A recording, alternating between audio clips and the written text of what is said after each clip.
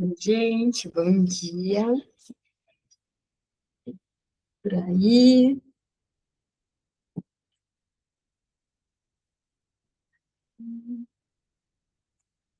Vão me dizendo aí se estão ouvindo bem, se certo.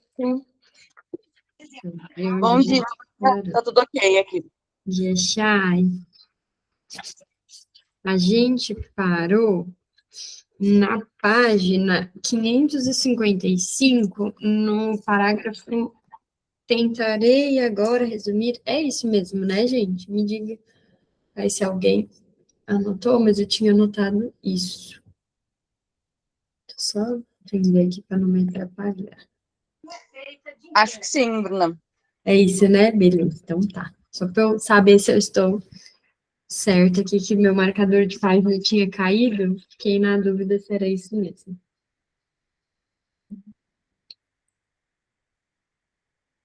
Vou começar então, tá? Tentarei agora resumir essa extensa discussão sobre o trabalho do sonho. Havíamos encontrado essa questão. A psique emprega todas as suas capacidades desinibidamente na formação do sonho ou apenas uma parte delas de desempenho inibido. Nossas investigações nos levaram a refutar essa questão como inadequada à situação. Mas, para permanecermos no mesmo terreno em que ela se coloca, teremos de responder afirmativamente às duas concepções, embora pareçam excluir uma a outra. O trabalho psíquico na formação do sonho se divide em duas operações: a produção de pensamentos oníricos e a transformação destes em conteúdo do sonho. Os pensamentos oníricos são formados de maneira absolutamente correta e com todo o dispêndio psíquico de que somos capazes. Eles fazem parte do nosso pensar, que ainda não se tornou consciente, do qual surgem, após certas modificações, também os pensamentos conscientes. Por mais interessantes e misteriosos que sejam, esses enigmas não têm relação especial com o sonho e não merecem ser tratados como problemas do sonho. Aí que tem uma nota acrescentada em 1925. Antes eu achava extremamente difícil acostumar os leitores à distinção entre conteúdo manifesto do sonho e pensamentos latentes do sonho. Sempre surgiam argumentos e objeções tirados do sonho não interpretado, tal como a lembrança preservou, e se ignorava a necessidade de interpretá-lo. Agora que pelo menos os analistas se familiarizaram com a substituição do sonho manifesto pelo sentido encontrado mediante a interpretação, muitos deles se tornam responsáveis por outra confusão, a qual se apegam com a mesma teimosia. Buscam a essência do sonho nesse conteúdo latente, desconsiderando a diferença entre pensamentos latentes do sonho e trabalho do sonho. No fundo, o sonho não é senão uma forma especial do nosso pensamento, possibilitada pelas condições do estado do sonho. É o trabalho do sonho que produz essa forma, e apenas ele é essencial no sonho. É a explicação da sua peculiaridade. Digo isso para avaliar a famigerada tendência prospectiva do sonho. O fato de o sonho se ocupar das tentativas de solução de problemas que nossa vida psíquica depara não é mais estranho do que o fato de nossa vida consciente de vigília fazer o mesmo. E a única coisa que acrescenta é que esse trabalho pode se dar também no pré-consciente, algo que já sabemos. Já aquela outra parte do trabalho, que transforma os pensamentos inconscientes em conteúdo do sonho, é a própria vida onírica e característica dela. Esse autêntico trabalho do sonho se distancia muito mais do modelo do pensamento desperto do que acreditavam até mesmo os mais firmes depreciadores do funcionamento psíquico durante a formação do sonho. Ele não é mais negligente, incorreto, esquecido e incompleto que o pensamento desperto. É algo totalmente diferente em termos qualitativos, e por isso não pode ser imediatamente comparado a este. Não pensa, calcula e julga. Antes, se limita a transformar. É possível, é possível descrevê-lo exaustivamente, quando se levam em conta as condições que seu resultado tem de satisfazer. Esse produto, o sonho, deve ser principalmente subtraído à censura. E para isso, o trabalho do sonho recorre ao deslocamento das intensidades psíquicas, até chegar à transmutação de todos os valores psíquicos. Os pensamentos devem ser reproduzidos exclusiva ou predominantemente no material de traços minêmicos visuais e acústicos. E dessa exigência resulta para o trabalho do sonho a consideração pela representabilidade, a que ele atende mediante novos deslocamentos. Devem, provavelmente, ser produzidas intensidades maiores do que as disponíveis nos pensamentos oníricos durante a noite. E para essa finalidade, serve a ampla condensação, que é empreendida com os componentes dos pensamentos oníricos. Há pouca consideração pelas relações lógicas do material dos pensamentos. Elas finalmente acham representação oculta em peculiaridades formais dos sonhos. Os afetos dos pensamentos oníricos são submetidos a transformações menores do que seu conteúdo representacional. Em regra, são suprimidos. Quando subsistem, são separados das representações e agrupados de acordo com sua semelhança. Somente uma parte do trabalho do sonho, a reelaboração, inconstante na amplitude, feita pelo pensamento de vigília, parcialmente desperto, se encaixa aproximadamente na concepção que os autores pretendiam ser válida para toda atividade na formação do sonho. Gente, eu estou lendo aqui, vou até marcar, peraí, a gente vai começar a parte 7, o que a gente já leu. Estou lendo aqui, estou pensando, uma coisa que a gente já discutiu em outros momentos, da questão das pessoas hoje trazerem menos os sonhos para análise, né? Não sei se menos, mas eu tenho a impressão, quando o Freud descreve aqui, que os sonhos faziam parte de muito da análise, assim, né? Era um tema frequente. E hoje eu sinto que não é um tema tão frequente, pelo menos não de todos os pacientes, é um paciente ou outro que traz. Mas, mesmo entendendo o processo, assim, da psicanálise, como é, às vezes tem algumas coisas que me surpreendem um pouco positivamente, no sentido de ver algo assim e falar, nossa, que legal, experimentar a sensação. E aí, enquanto eu estou lendo isso, eu estou lembrando de uma situação recente, assim, vivida, de uma pessoa que eu atendo já tem algum tempo, e é uma pessoa difícil de a gente sentir que entra em análise no sentido de associação livre. Tem pessoas que são mesmo mais resistentes, né? Mas ela fala ali, né? Traz algumas coisas, vem se ambientando, diria, com o movimento da análise, mas é uma pessoa muito que busca respostas. E acho que a gente está acostumado com isso, né? Pessoas que vêm querendo que as coisas sejam ditas de uma maneira racional. Então, sinto isso, e aí traz um sintoma, como que eu me livro disso? E é nesse lugar mesmo, de eu quero me livrar disso. E aí, seguimos dessa maneira, fazendo ali o que tem que ser feito. Eu sempre digo, de uma maneira muito aberta aqui, sem dar explicações de manejo ou qualquer coisa assim, justamente por ser um encontro aberto, né? Então, vocês sabem disso, por isso que às vezes fica uma coisa meio não bem dita, pela impossibilidade de dizer aqui. Mas essa pessoa me contou de uma situação que ela entende que foi ali traumática na vida dela. Uma situação X, que teve um impacto importante, mas que passou. Ficou no tempo aquilo, sabe? Uma coisa assim, que é dito em análise, mas não se volta naquilo, nunca mais. Vocês com certeza já viveram isso, né? Fala uma bomba e aí a gente nunca mais olha para a bomba, aquilo fica perdido.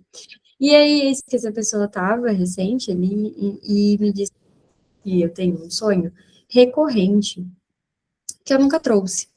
Mas volta e meia, esse mesmo sonho aparece. Eu acho até curioso, porque, assim, muita gente fala disso, né, de ter sonhos que se repetem, sonhos parecidos, que às vezes tem um ou outro elemento a mais, mas é o mesmo sonho.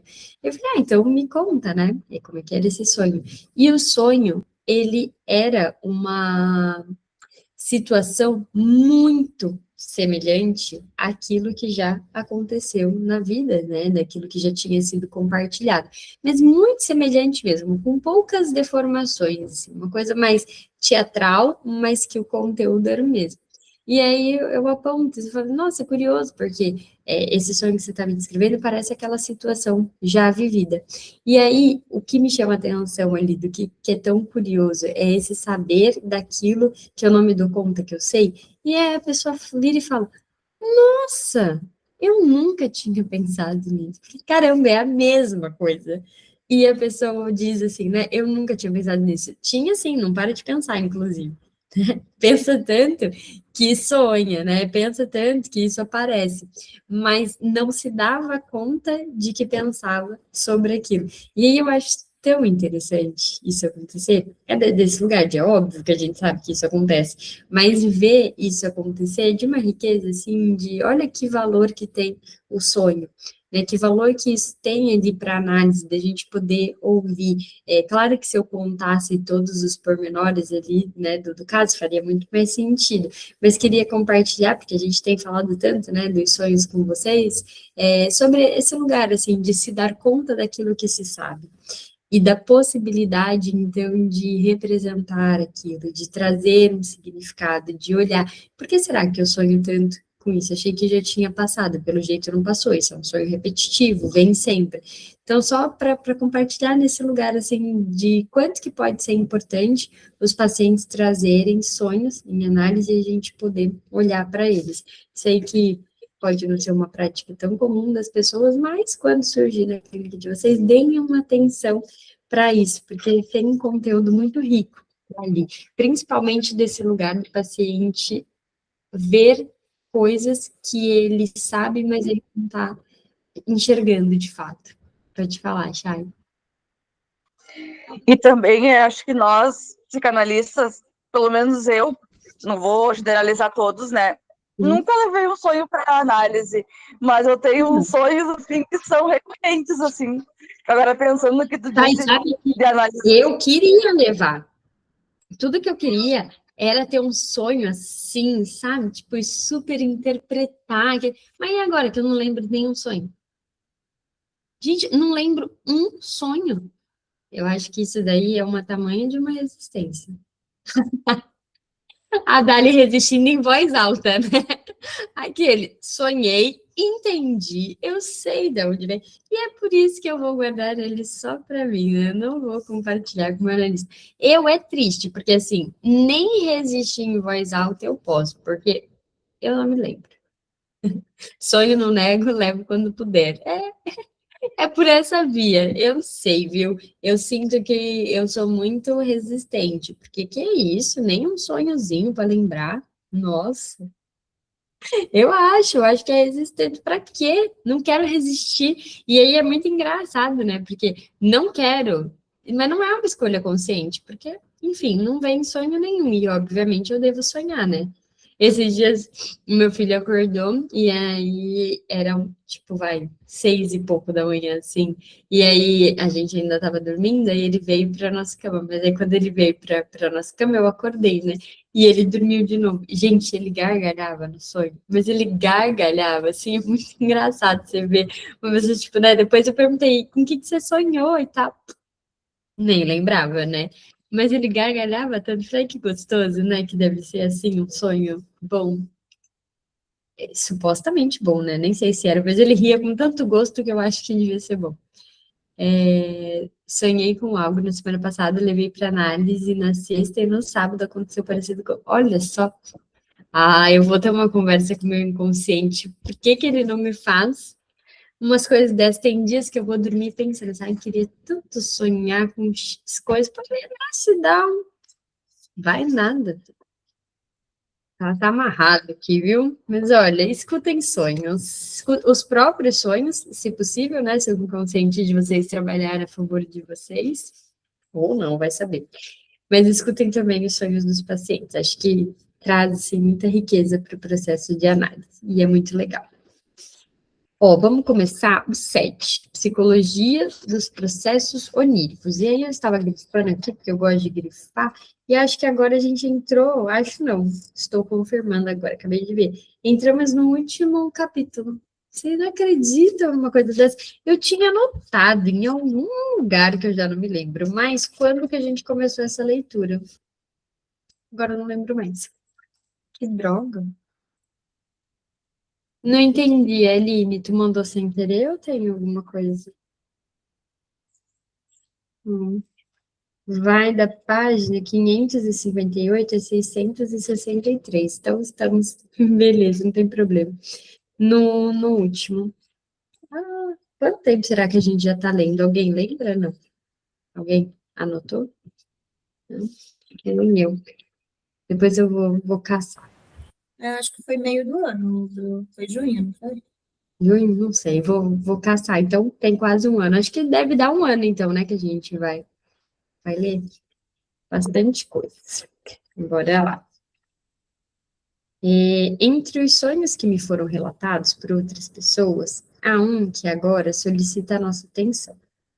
Ele me foi contado por uma paciente que o ouviu numa conferência sobre os sonhos. Sua fonte original ainda me é desconhecida. Seu conteúdo impressionou aquela senhora, pois ela não deixou de sonhá-lo pessoalmente. Isso é, de repetir elementos dele em seu próprio sonho para, por meio dessa transferência, expressar uma concordância em determinado ponto.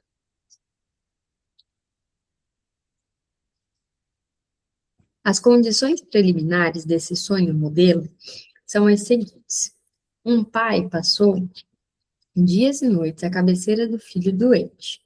Depois que a criança morre, ele vai para um quarto vizinho, a fim de descansar, mas deixa a porta aberta, para poder ver o aposento onde jaz o corpo do filho, cercado de velas altas.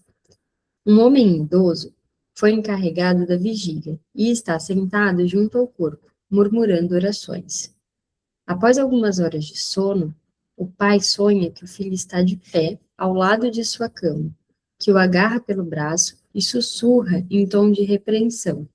Pai, você não vê que estou queimando? Ele acorda e vê um brilho forte vindo do quarto do filho. Corre até lá e encontra o vigia idoso adormecido, a mortalha e um braço do corpo amado do filho queimados por uma vela que caíra. Meu, que horror, né? A explicação desse sonho comovente é simples, e como me informa a paciente, foi apresentada corretamente pelo palestrante. A luz clara das velas incidiu sobre os olhos do adormecido através da porta aberta, e o levou à mesma conclusão que ele teria chegado em estado de vigília, de que a queda de uma vela tinha provocado um incêndio junto ao corpo. Talvez o pai já tivesse adormecido com a preocupação de que o vigia idoso não estava apto a cumprir sua tarefa. Nada tenho a mudar nessa interpretação. Acrescentaria apenas que o conteúdo do sonho precisa ser sobredeterminado, e a fala da criança, composta de palavras realmente ditas por ela enquanto vivia, e que se ligam a eventos importantes para o pai. Por exemplo, a queixa, estou queimando, se liga à febre que tinha a criança. E a frase, pai, você não vê? A outra situação carregada de afetos, mas que nos é desconhecida. Depois que reconhecemos o sonho como algo pleno de sentido, que se pode inscrever na trama do funcionamento psíquico, devemos nos admirar de que houvesse um sonho em circunstâncias que exigiam que o pai despertasse rapidamente. Então, percebemos que nesse sonho também não falta a realização de um desejo. Nele, o menino morto age como uma pessoa viva. Ele próprio avisa o pai que vai até a sua cama e puxa pelo braço, como provavelmente fez naquela lembrança da qual o sonho tomou a primeira parte da fala da criança. Pela realização desse desejo, o pai prolongou o sono por um momento. O sonho teve a preferência sobre a reflexão em estado de vigília, porque mostrou a criança viva. Se o pai tivesse acordado primeiro e depois tirado a conclusão que o levou até o quarto vizinho, ele teria como que abreviado a vida da criança por esse momento. Não pode haver dúvida quanto à peculiaridade que atrai nosso interesse nesse breve sonho. Até agora, nos preocupamos, sobretudo, com o sentido oculto dos sonhos. De que modo encontrá-lo e os meios de que o trabalho do sonho se serve para ocultá-lo. As tarefas da interpretação dos sonhos têm ocupado o centro da nossa visão. E agora deparamos com esse sonho, que não constitui um desafio para a interpretação, cujo sentido é dado abertamente, e percebemos que ele preserva todas as características essenciais que diferenciam claramente um sonho de nosso pensamento desperto e, portanto, gera uma necessidade de explicá-lo. Somente após deixar de lado tudo o que diz respeito ao trabalho da interpretação, podemos notar como ficou incompleta nossa psicologia dos sonhos. Antes de guiarmos nossos pensamentos por esse novo caminho, porém, vamos nos deter a olhar para trás, a fim de ver se não deixamos de considerar algo importante, pois devemos estar cientes de que o trecho agradável e confortável do nosso caminho ficou para trás. Até agora, todos os caminhos que percorremos nos levaram, a menos que eu me engane muito, em direção à luz, ao esclarecimento e à compreensão plena. Mas, a partir do momento em que buscamos nos aprofundar nos processos psíquicos envolvidos no sonhar, todas as trilhas conduzem à escuridão. Não nos é possível explicar como o processo psíquico, pois explicar significa remeter ao que já se conhece, e atualmente não existe conhecimento psicológico ao qual podemos subordinar o que o exame psicológico dos sonhos nos leva a inferir como base explicativa. Pelo contrário, seremos obrigados a levantar uma série de novas hipóteses que dizem respeito, de modo tentativo, à estrutura do aparelho psíquico e às forças que nele agem. E precisaremos ter cuidado para não ir muito além das primeiras implicações lógicas, ou seu valor se perderá no indeterminado. Mesmo se não cometermos nenhum erro em nossas inferências e levarmos em conta todas as possibilidades lógicas, a provável incompletude de nossas premissas nos ameaça com o fracasso total de nosso cálculo. Não poderemos alcançar, ou pelo menos fundamentar, nenhum esclarecimento sobre a estrutura e o modo de trabalho do instrumento psíquico mediante a investigação, por mais cuidadosa que seja, do sonho ou de alguma outra produção isolada. Para essa finalidade, será preciso reunir aquilo que se revela como constante e necessário no estudo comparativo de toda uma série de produções psíquicas.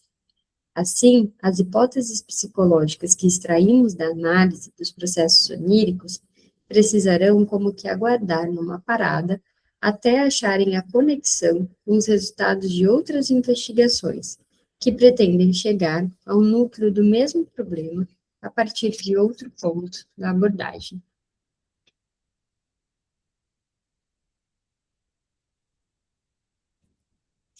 O esquecimento dos sonhos. Sugiro, então, que primeiro nos voltemos para um tema que levanta uma dificuldade ainda não considerada, mas capaz de privar de fundamento todos os nossos esforços relativos à interpretação dos sonhos. Alguns autores objetaram que, na realidade, não conhecemos o sonho que pretendemos interpretar, ou, mais corretamente, que não temos nenhuma garantia de conhecê-lo como de fato ocorreu. Aqui, aquilo que lembramos do sonho, e no qual exercitamos nossas artes de interpretação, é mutilado primeiramente pela infidelidade da nossa memória, que parece extremamente incapaz de guardar o sonho, e talvez tenha perdido as partes mais significativas do conteúdo.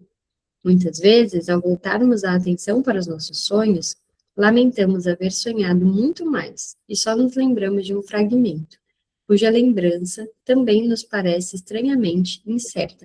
É aquilo que a gente também já discutiu aqui, que o que a gente lembra é um fragmento, e a outra parte é composta pela questão da fantasia, do que se cria a partir desse fragmento ali do sonho de memória que você tem. Em segundo lugar, tudo indica que a nossa lembrança do sonho não só apresenta lacunas, mas também o reproduz de maneira infiel e adulterada. Assim como podemos duvidar que a coisa sonhada fosse mesmo tão desconexa e nebulosa como a temos na memória, também não pode haver certeza de que um sonho tenha sido tão coerente como relatamos, que na tentativa de reproduzi-lo, não tenhamos preenchido as lacunas existentes ou criadas pelo esquecimento com um material novo e arbitrariamente escolhido, que não tenhamos adornado, arredondado e arrumado o sonho, de modo que se torne impossível determinar qual foi seu conteúdo real.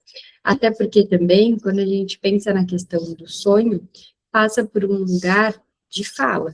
E a fala acaba que ela passa por uma transformação, tanto daquilo que foi vivido em si, quanto daquilo que foi sonhado. Não tem como a gente descrever, por mais que às vezes as pessoas falem, tô olhando para cá porque eu tô brifando, por mais que às vezes as pessoas falem assim, eu vou tentar descrever para você o mais fiel possível, mas não é o mais fiel possível, passa por uma alteração a partir da maneira como você fala, a partir também de como o outro vai entender as palavras que você usa, até a sequência. Sabe que às vezes a pessoa está contando ela, não, peraí, teve isso aqui, aí você já encaixou aquilo, já inverteu alguma ordem, então tudo aquilo que a gente sonha ou que a gente conta, se a gente for pensar no discurso, passa por alguma transformação, a partir do momento que está sendo narrado, ela passa por alguma transformação.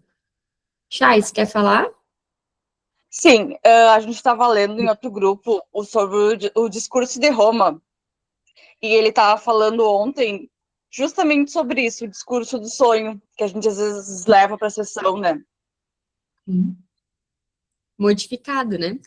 De algo ali que foi transformado. Até encontrarmos num autor que ele coloca espírita, acrescentado ao texto em 1914 e transformado em nota em 1930. A mesma coisa em Foucault, 1906, e acho que Tannery, 1898. A conjectura de que toda ordem e coerência foram introduzidas no sonho apenas na tentativa de evocá-lo. Assim, corremos o perigo de que nos escape das mãos o próprio objeto cujo valor nos propusemos a determinar. Até agora, ignoramos essas advertências em nossas interpretações de sonhos.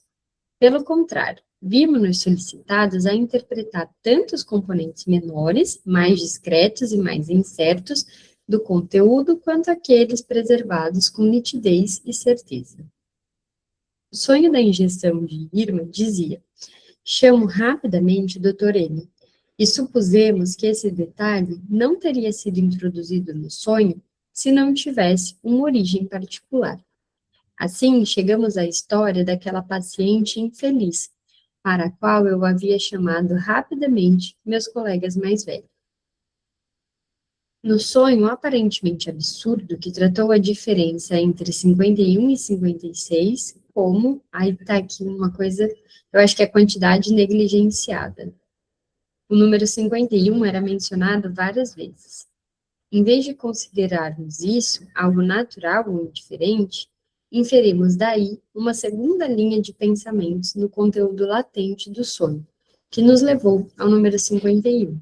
E seguindo esse rastro, chegamos aos meus temores de que os 51 anos seriam um limite de vida, em oposição total a um pensamento dominante que alardeava muitos anos de vida. No sonho do Non-Vishti, havia uma interpolação discreta, inicialmente ignorada por mim. Como P não me entende, FL, que eu acho que é o Fliss, me pergunta e etc. Quando a interpretação estacou, retomei essas palavras e encontrei, a partir delas, o caminho para a fantasia infantil que nos pensamentos oníricos surge como ponto intermediário. Isso se deu mediante aos versos do poeta.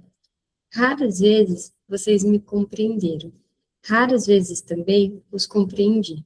Somente quando nos achamos na lama, logo nos compreendemos. Nossa. Bom, isso daqui, né? Eu ia falar um negócio do que isso daqui faz pensar, mas com certeza cada uma que leu pensou numa coisa. E aí, se eu estivesse falando, é muito inconsciente a céu aberto, né? Vamos deixar que cada um entende um verso, uma poesia, como bem quiser. E aí ele coloca aqui no original, é o livro das canções. Toda análise poderia comprovar com exemplos como justamente os detalhes mais insignificantes do sonho são indispensáveis para a interpretação, e como a solução é adiada quando nossa atenção demora a se voltar para eles. Interpretando sonhos, também demos importância a cada nuance da linguagem em que o sonho foi apresentado.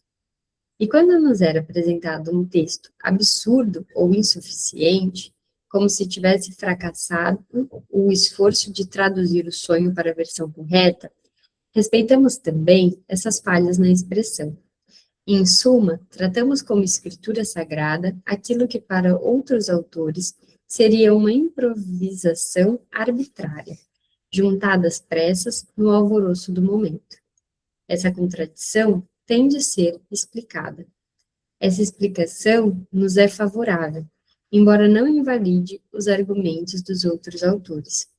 Do ponto de vista do nosso novo conhecimento sobre a gênese do sonho, as contradições se conciliam inteiramente. É certo que deformamos o sonho ao tentar reproduzi-lo. Aqui o que a gente estava falando, da modificação a partir da linguagem, né? Nisso, encontramos de novo o que chamamos de elaboração secundária, e frequentemente mal entendida, do sonho pela instância do pensamento normal. Mas essa deformação nada mais é do que uma parte da elaboração, a que os pensamentos oníricos são regularmente submetidos em decorrência da censura onírica. Os demais autores perceberam ou intuíram aqui a parte da deformação do sonho que trabalha de modo manifesto. Isso pouco nos importa, pois sabemos que um trabalho de deformação muito extenso, ainda que menos evidente, já escolheu o sonho como objeto a partir dos pensamentos oníricos ocultos. Esses autores se enganam apenas ao considerar que a modificação do sonho, ao ser lembrado e posto em palavras, é arbitrária, ou seja, não admite resolução, prestando-se, portanto, a nos atrapalhar no conhecimento do sonho. Eles subestimam o determinismo na esfera psíquica. Nela, não há nada da cadeia de pensamentos, assume imediatamente a determinação do elemento que permaneceu indeterminado pela primeira. Digamos, por exemplo, que eu tente fazer com que um número me ocorra arbitrariamente. Isso é impossível. O número que me ocorre é inequívoca e necessariamente determinado por pensamentos meus que podem estar distantes de minha intenção momentânea. Aqui tem uma nota acrescentada em 1909. É Psicopatologia da Vida Cotidiana. Por que a maioria das pessoas, então, pensa no número 3? Fiquei pensando. Por que, Dani? Édipo. Também penso no ético, mas não faço ideia se isso é uma porque o que me vem é isso, complexo de Édipo. Talvez seja a grande primeira questão ali de vida que a gente tem, né? Algo que tira a gente. Mas aí a gente poderia falar o 2, que é o desejo, né? E não a realidade, que é o que acontece. Alguém vem lá e pá, te barra de ter a mãe só para você, né? Inteira ali, do jeito que você queria. Não pode ser que seja o Édipo também. E aí, alguém que não se sente castrado, será que pensa em dois? Aquelas loucuras, né? Tipo, vamos avaliar, fazer uma pesquisa sobre isso. O que que vocês pensam no número 3? Comecem a me dizer aí. Também não são arbitrárias as mudanças que o sonho sofre na edição em estado de vigília. Elas permanecem em ligação associativa com o conteúdo em cujo lugar se põe e servem para nos indicar o caminho para esse conteúdo, que por sua vez pode estar substituindo o outro.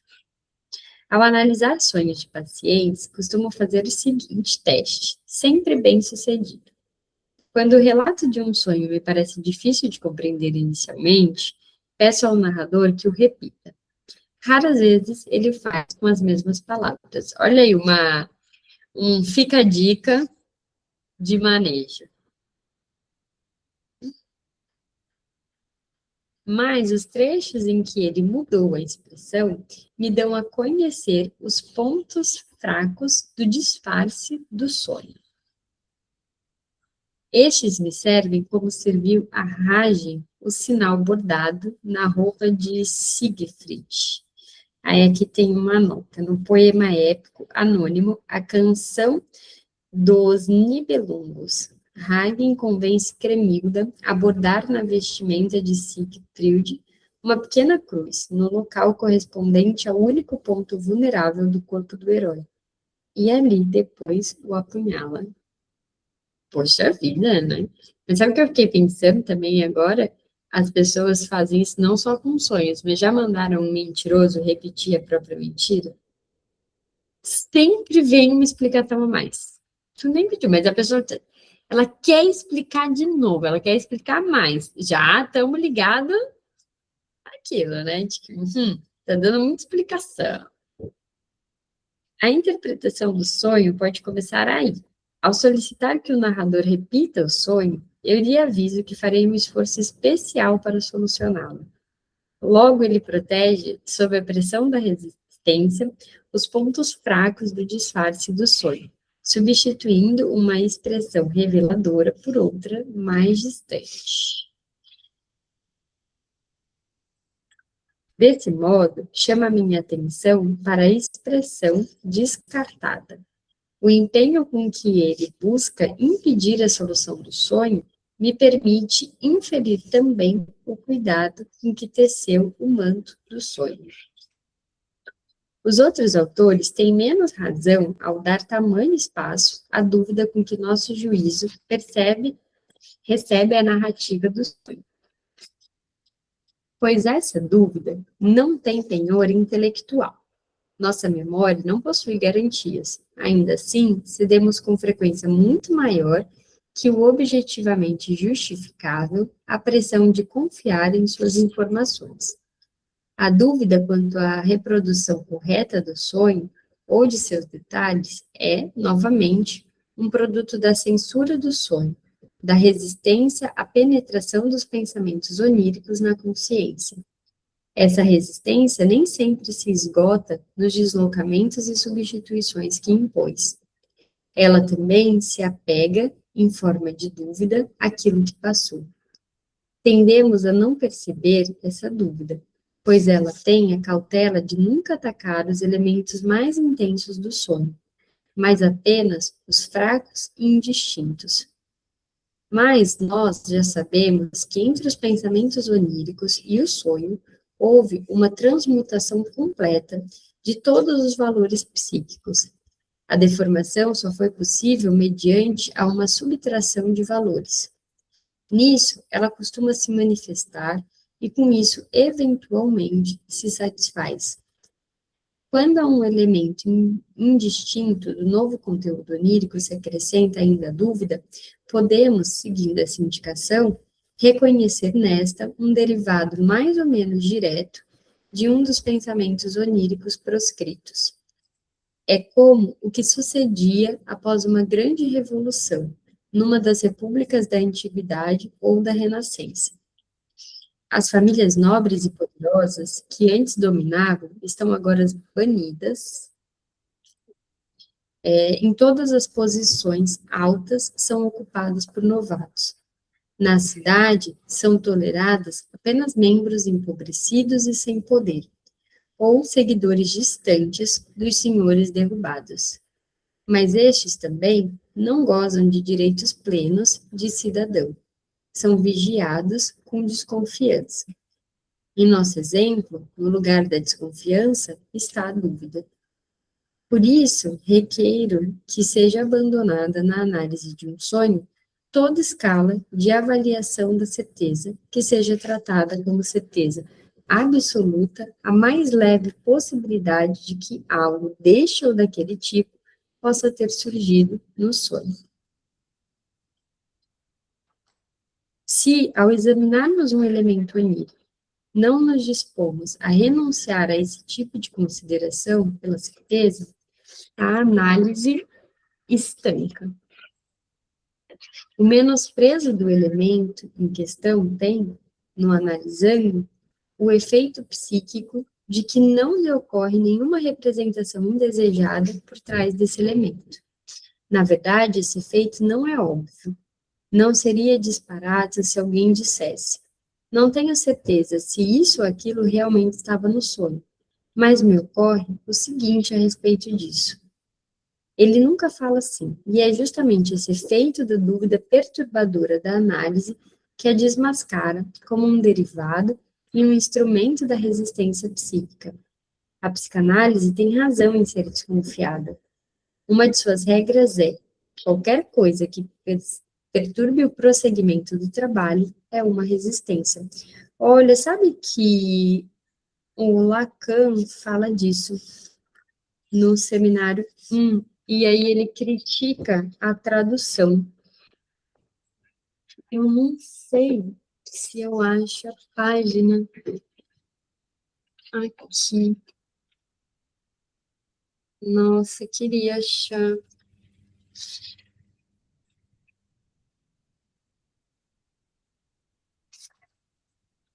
Se eu achar depois, eu vou mandar para vocês, mas ele fala de uma tradução ruim que é feita sobre essa frase.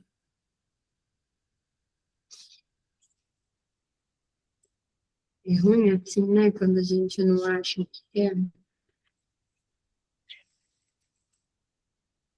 Se alguém tiver aí, eu acho que está na parte 3 do Resistências e Suas Defesas, mas a página em si, gente, eu vou ficar devendo.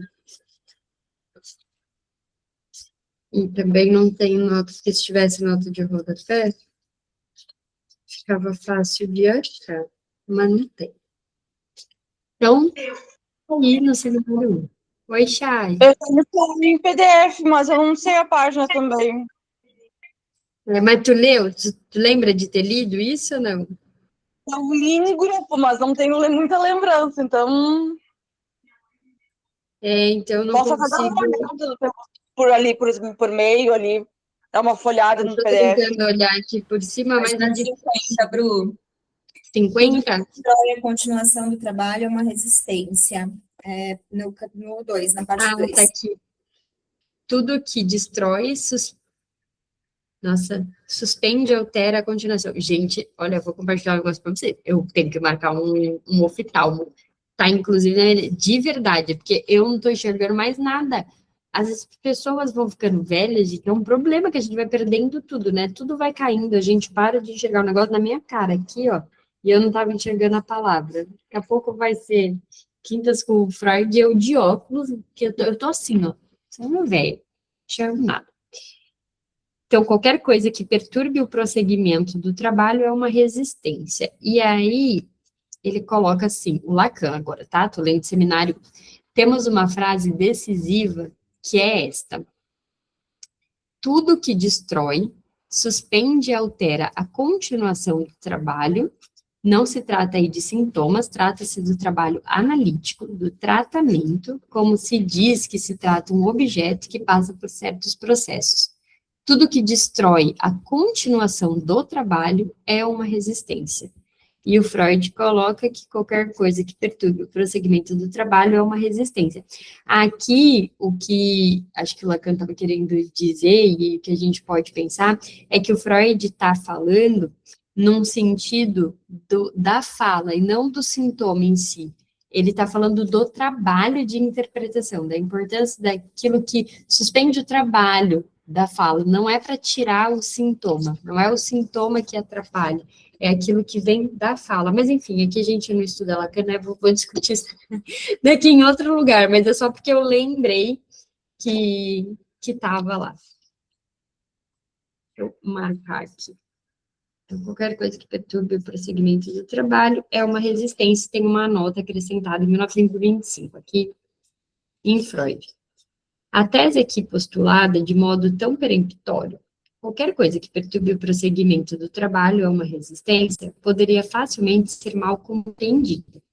Naturalmente, ela tem o sentido apenas de uma regra técnica, de um alerta para o analista. Não se deve negar que, durante a análise, podem ocorrer diversos eventos. Tu pulou uma linha aí.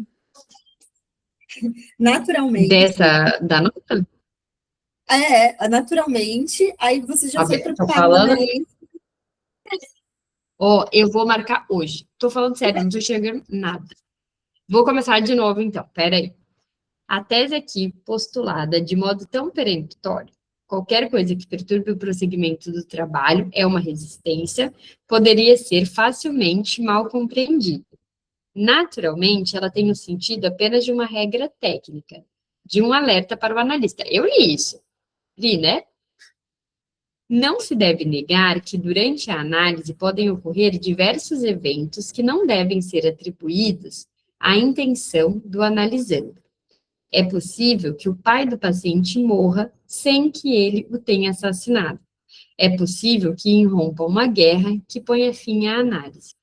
Mas por trás do exagero evidente dessa tese, há um significado novo e bom. Mesmo que o evento perturbador seja real e independa do paciente, muitas vezes depende somente dele a magnitude do efeito perturbador que tem esse evento. E a resistência se manifesta de modo inconfundível no pronto e exagerado aproveitamento de tal oportunidade. Agora eu li tudo, né? Bem louca, gente. Deixa eu grifar aqui. Eu guardar isso daqui. Deixa eu ver. Eu acho, gente, que eu vou parar nessa parte, porque não tem a próxima pausa só na página 576, e a gente está na 567. Vamos deixar nessa parte, e a gente começa na semana que vem no também o esquecimento dos sonhos, pode ser? A gente para na página, então, 566.